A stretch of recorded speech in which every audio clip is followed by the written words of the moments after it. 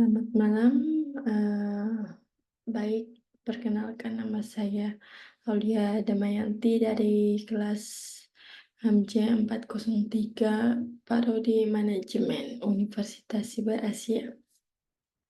Jadi saya akan mempresentasikan sebuah ulangan akhir semester yaitu manajemen perbankan, yaitu analisis laporan keuangan. Jadi apa sih analisis rasio keuangan? Jadi analisis rasio keuangan itu upaya yang dilakukan untuk mengukur keadaan keuangan dalam perusahaan atau bisnis. Cara menganalisis rasio keuangan yaitu dengan memanfaatkan data dari laporan keuangan untuk membuat perbandingan.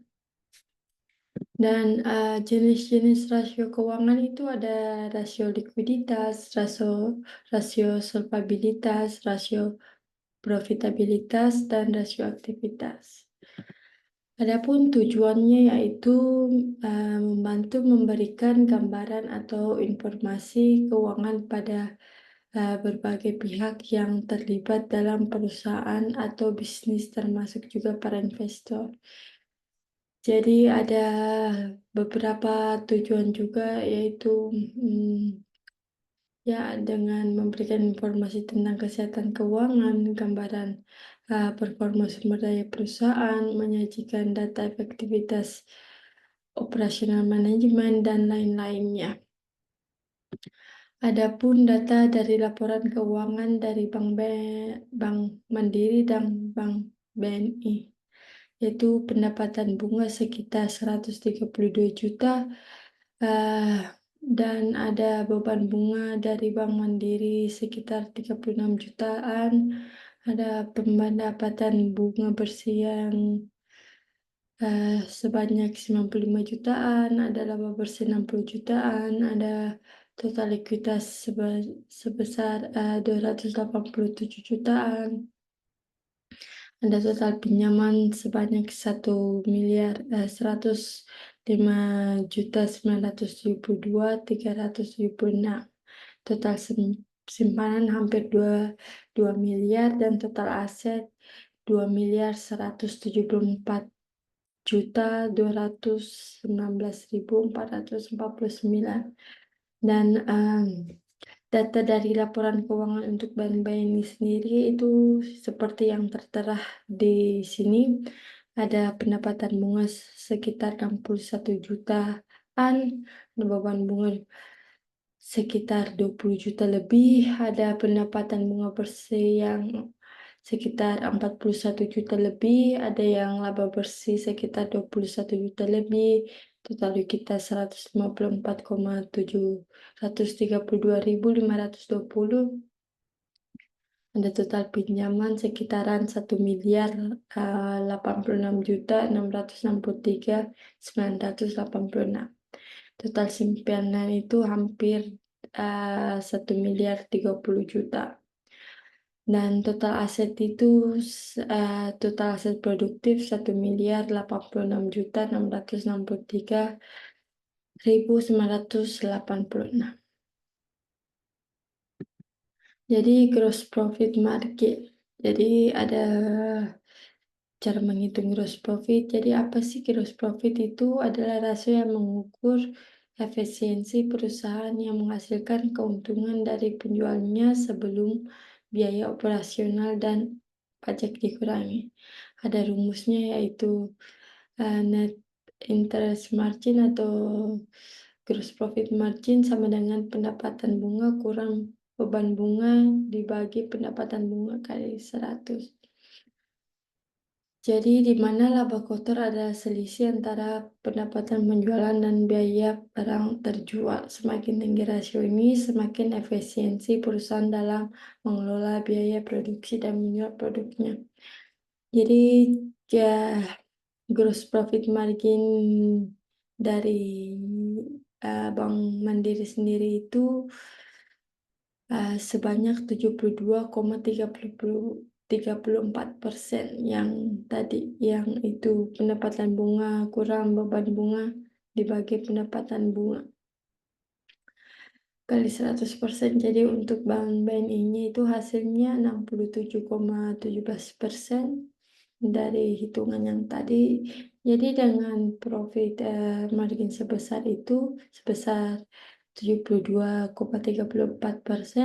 Bank Mandiri menunjukkan efisiensi yang lebih tinggi dalam mengelola pendapatan bunga bersihnya dibanding dengan Bank BNI yang memiliki gross profit sebesar 67,17%. Ini berarti Bank Mandiri mampu menghasilkan laba kotor yang lebih tinggi dari pendapatan bunganya setelah dikurangi beban bunga. Ah, dan ada net profit margin. Jadi net profit margin itu rasio keuangan yang menunjukkan seberapa besar persentase laba bersih sesuatu perusahaan dari total pendapatannya. Biasa ini mengukur efisiensi perusahaan dalam menghasilkan laba bersih setelah semua biaya operasional, beban bunga, pajak, dan biaya lain dikurangi.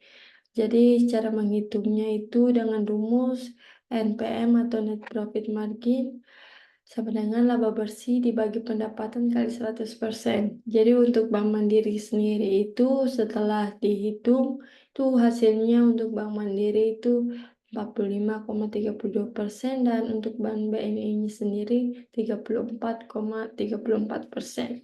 Jadi ini ada hitung-hitungannya ya.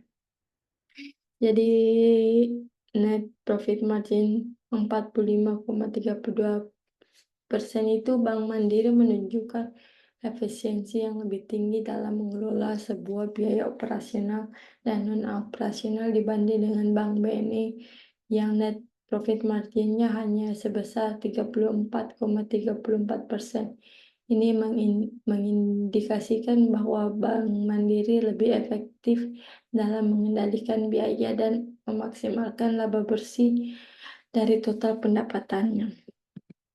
Ada return on equity, jadi ini adalah rasio yang mengukur kemampuan perusahaan untuk menghasilkan laba bersih dari total ekuitas pemegang saham. Jadi ROE ini memberikan indikasi sebesar efisiensi perusahaan dalam menggunakan modal pemegang saham untuk menghasilkan keuntungan. Jadi rumusnya itu sama dengan laba bersih dibagi total ekuitas kali 100%. Jadi setelah dihitung-hitung itu kan yang laba bersihnya 60 juta, 51.870 dan ekuitasnya sebanyak 287 jutaan dikali 100% itu hasilnya 20% untuk Bank Mandiri, sedangkan Bank BNI itu 13,64%. Jadi dengan sebesar 20,88%, Bank Mandiri menunjukkan efisiensi yang lebih tinggi dalam menghasilkan laba bersih dari ekuitas pemegang saham dibandingkan dengan Bank BNI yang memiliki sebesar 13,64%.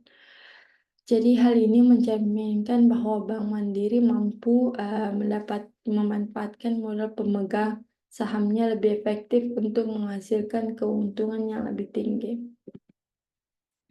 Adapun net interest margin itu rasio yang mengukur sebesar efisien bank atau lembaga keuangan dalam menghasilkan pendapatan bunga bersih dari aset produktifnya setelah mengurangi biaya bunga.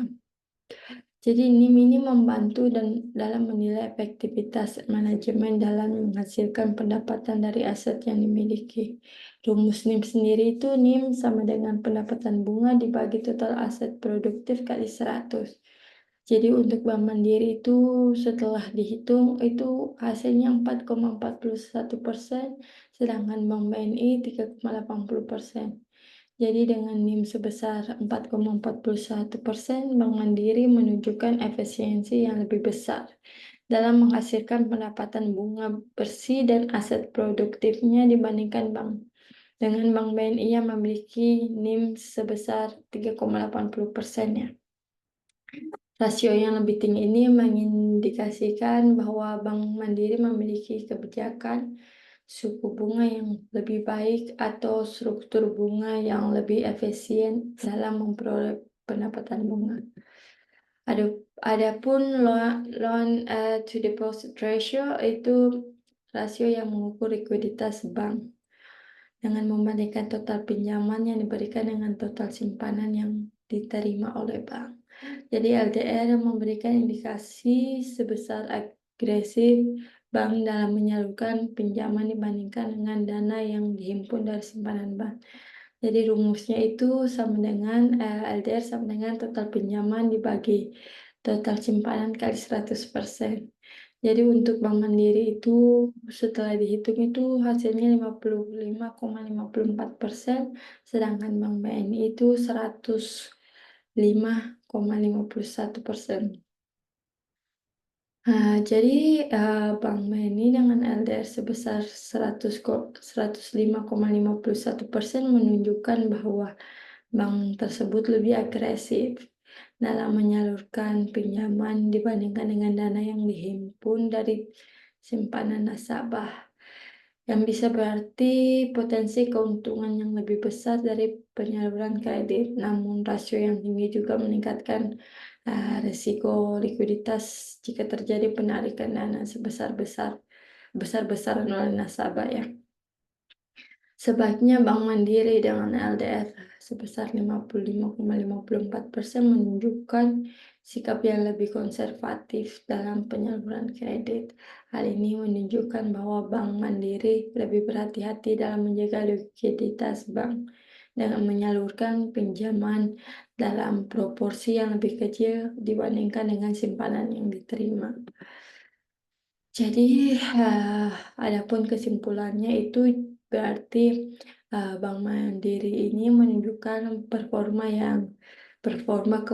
keuangan yang lebih baik dibanding dengan Bank BNI dalam hal efisiensi, profitabilitas, dan manajemen pendapatan.